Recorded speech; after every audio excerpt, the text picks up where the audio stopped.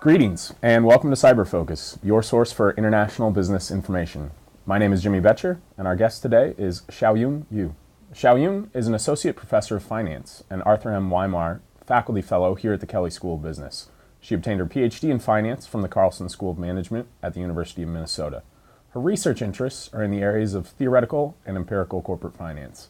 Xiaoyun received a faculty research grant from CIBER that resulted in the article The Brain Gain of Corporate Boards, a Natural Experiment. She joins us today to discuss the findings. Xiaoyun, welcome. Thank you, Jim. First off, can you tell us a little bit about the study? Kind of a broad overview. Okay, so the study originally was inspired by this literature in finance, emphasizing the role of corporate board, right? As a board member, board members are supposed to advise and monitoring the managers on behalf of shareholders, okay? Now to do that, you need to have certain expertise to do that. Now, one way, which is really difficult to do in the United States, is that there are people coming from all over the place, okay? And you have relatively unanimous training, you get a general education, you are exposed to this financial system, you know how to run business already. So it's really hard to find, to pin down how exactly the expertise, the knowledge of board directors going to affect the value of the firm. So that's why we brought this topic into an emerging market country, in this case China. Okay, so there you can see very differently how the Chinese firm try to learn to run the firm in an efficient way compared to well-established companies in the Western world. Okay. So what we did in this study, we look at publicly traded companies in China. Okay, we look at their board directors. Okay, so this is where the cyber funding comes especially helpful, because we are pulling each individual director's bios. Okay, so we know who are they, okay, which company they serve as a board director, what kind of function they perform as a board director, and in particular, where do they get education, okay, and where do they get their work experience. So what I was especially interested in is whether the board director has obtained any education, background from overseas countries, especially countries with well-run, well-managed companies. Certainly. Okay, so what we do here is that we look at whether board director has any overseas education experience, or whether the board director has worked overseas.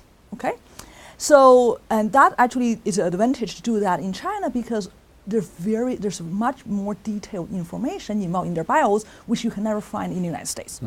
So then we identify those directors, and we look at each individual publicly traded companies in China, and we look at a fraction of these kind of directors on the board, okay? And we try to link the performance of the presence of these type of directors with the performance of the firm in terms of accounting profitability, in terms of productivity, in terms of market book values.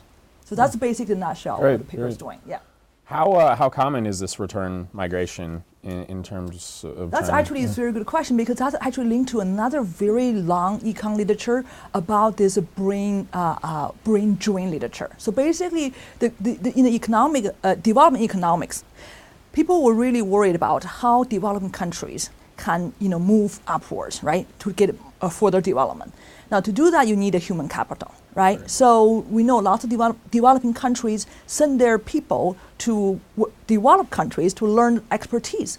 But what happened is these people, once they get there, they stay. They don't want to go back, right? So that's considered as a brain drain, because you're sending out your most intelligent group of people, but they don't come back, right? So what we're arguing in this case is that, well, actually, if you look at it, certain country reaching certain stage of economic development, maybe the brain drain will become a brain gain, right? So these people actually seek the greater opportunities in China. They actually are willing to return to the country. So we actually find out this so-called brain drain may not necessarily be that dramatically depressing in a way. How would you contrast the positive impacts of potentially a brain gain and return migration and having these people and benefits on boards with the negative impacts of the brain drain? Obviously it's two things that are going on at once potentially, and obviously the brain drain can have a pretty dramatic impact. And I mean, where along that spectrum would you put the brain gain potentially? Well, in this particular study, we actually did not look at the combined effect, right?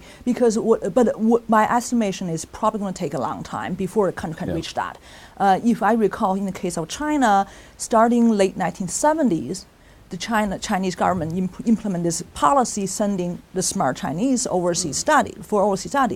But the recent brain gain, in other words, these kind of overseas Chinese, they have a nickname called sea turtles. Okay, so they're coming back, and that only occurred in the recent years, starting 2000 onwards. So there's a pretty big gap in terms of time horizon for these people actually to realize that the brain drain actually going to be a brain gain. Certainly, yeah.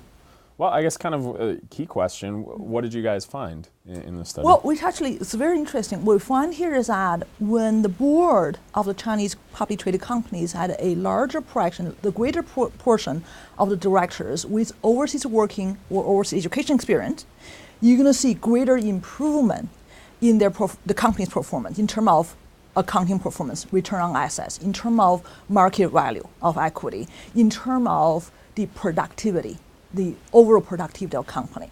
So what we did next is that we tried to figure out, okay, so how can this performance be achieved, right? What they do. So we look at 3 particular channels. Number 1 is corporate governance, right? So our proxy is earnings management. We do see when the board has a greater portion of directors with exposure of overseas education or experience, the company reduce their earnings management, okay? Another one we see here is that the company can actually access greater investment opportunities now. So they actually the greater the portion of these kind of directors, we see companies do more overseas merger acquisitions to acquire growth opportunities. And the third channel we look for financing mechanism, because if you look at Chinese firms and obtain external financing, extremely difficult, okay, because they have a big banking system, but a very small stock market scale. So in other words, to raise capital, it's really hard to issue, equity because stock market is really small. So what we find here is that a greater portion of the foreign educated directors you have on the board, the greater the private placement of capital. You can raise money from the foreign investors privately. So you can raise more capital from foreign investors. So in other words, you have greater access to greater capital sources. So. Did you see more a direct relationship or an indirect relationship between, did the financial markets recognize that the boards of these public companies? That's exactly what show up in the market capitalization, right? So the stock price literally is recognizing that. That's why we're saying the greater portion of these directors, you see actually the greater the stock price. Now, the issue here, you could argue, in another way to put it, is that, well, it may be nothing to do with those directors. Maybe I'm a Chinese company, I'm anticipating greater growth opportunities, therefore I'm hiring those directors, right? It's not the directors coming in improve the firm, right?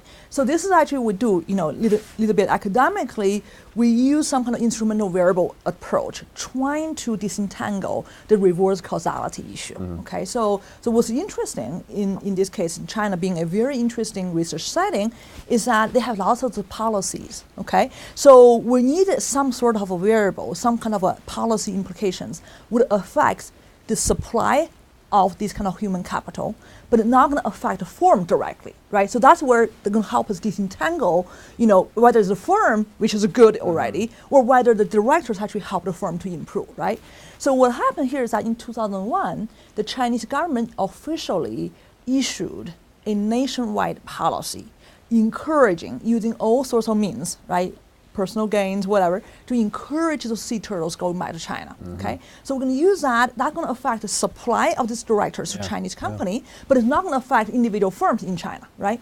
And what's more interesting is that after that 2001 nationwide policy, each province, sort of like our state, each province rolled out their own individual policy at a different year to attract specifically individuals to the companies located in that particular province. So we have all the companies in China, so we know where the headquarters are. So which actually help us to further disentangle this so-called reverse causality. Great. So once we've done that, the result still holds, which means that it is indeed the directors helping the firm, not the other way around.